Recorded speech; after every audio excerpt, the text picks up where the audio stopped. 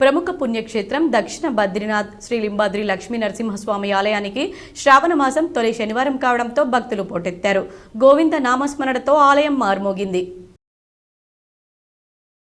ఆదాయానికి మించి ఆస్తుల కేసులో అరెస్టైన నిజామాబాద్ మున్సిపల్ ఆర్ఓ నరేందర్కు ఏసీబీ కోర్టు రిమాండ్ విధించింది. Nizamabad rural MLA doctor Bhupathi రెడ్డిని మైలారం గ్రామస్తులు మర్యాదపూర్వకంగా కలిసి సమస్యలు విన్నవించారు. పేద మధ్యతరగతి ప్రజలకు ఏటా సీఎం సహాయనిధి ద్వారా ఆర్థిక చేయూతనందించడం జరుగుతుందని అర్బన్ ఎమ్మెల్యే ధన్పాల్ సూర్యనారాయణ గుప్తా పేర్కొన్నారు. అన్ని రంగాల్లో సమానత్వం కోసం మహిళలు బలమైన పోరాటాలు నిర్వహించాలని పీఓడబ్ల్యూ రాష్ట్ర అధ్యక్షురాలు ఝాన్సీ మహిళలకు పిలుపునిచ్చారు. ప్రతి పౌరుడికి ఈ దేశంపై భక్తి, బాధ్యత, గౌరవం పెరగాలని, కుల మతాలకు అతీతంగా జాతీయ జెండా ఎగురవేయాలని బీజేపీ కంటేశ్వర్ మండల శాఖ అధ్యక్షుడు రోషన్ లాల్ బోరా పేర్కొన్నారు.